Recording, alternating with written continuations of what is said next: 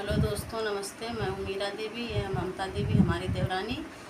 हम एक भक्ति गीत छोटा सा लेकर आ रही हूँ। अगर लाइक पसंद आए तो ज़्यादा से ज़्यादा शेयर करना, सब्सक्राइब करना, कमेंट में ज़रूर बताना दोस्तों गीत कैसा लगा। हो गई शेरों पे सवार मैया ओढ़ चुनरी, हो गई शेरों पे सवार मैया ओढ़ चुनरी, ओढ़ चुनरी हो मैया ओढ़ चुनरी, हो गई शेरों पे सवार मैया ओढ़ चुनरी, हो गई शेरों पे सवार मैया ओढ़ चुनरी।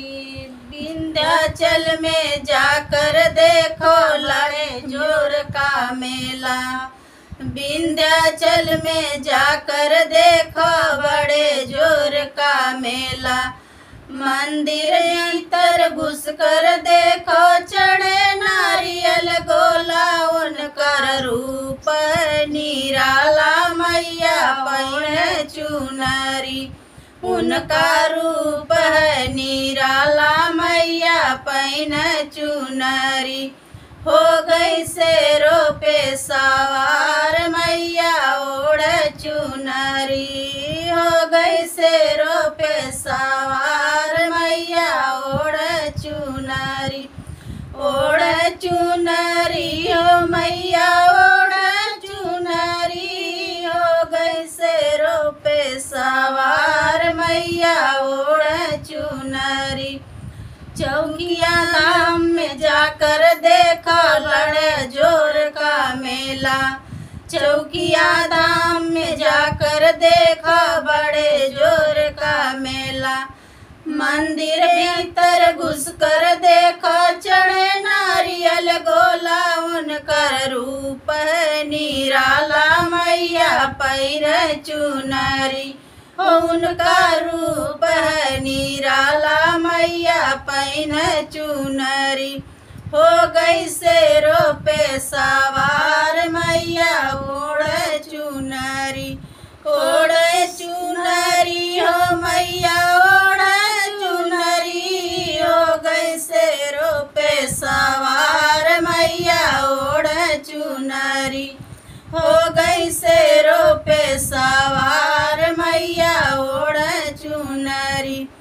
जाकर वैष्णो धाम में जाकर देखा चढ़े जोर का मेला, वैष्णो धाम में जाकर देखा बड़े जोर का मेला।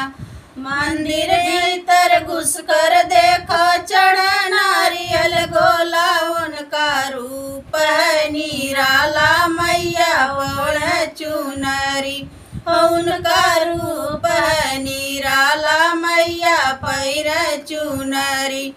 हो गई शेरों पे सवार मैया ओढ़ चुनरी, हो गई शेरों पे सवार मैया ओढ़ चुनरी, ओढ़ चुनरी ओ मैया ओढ़ चुनरी, हो गई शेरों पे सवार मैया ओढ़ चुनरी।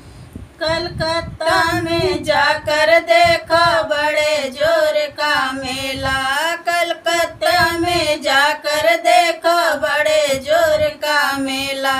मंदिर भीतर घुस कर देखा चढ़े नारियल गोला, उनका रूप है निराला मैया ओढ़ चुनरी, उनका रूप है निराला मैया पहिने चुनरी। भैनी शेरों पे सवार मैया ओढ़ चुनरी, हो गई शेरों पे सवार मैया ओढ़ चुनरी। मैहर देवी में जाकर देखा बड़े जोर का मेला, मैहर देवी जाकर देखा बड़े जोर का मेला।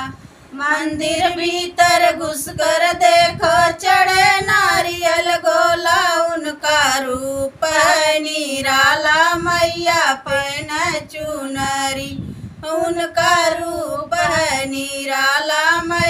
पैरे चुनरी।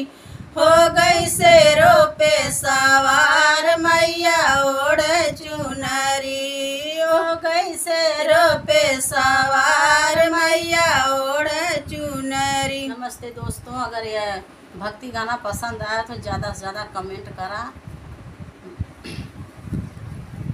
लाइक कीजिए दोस्तों।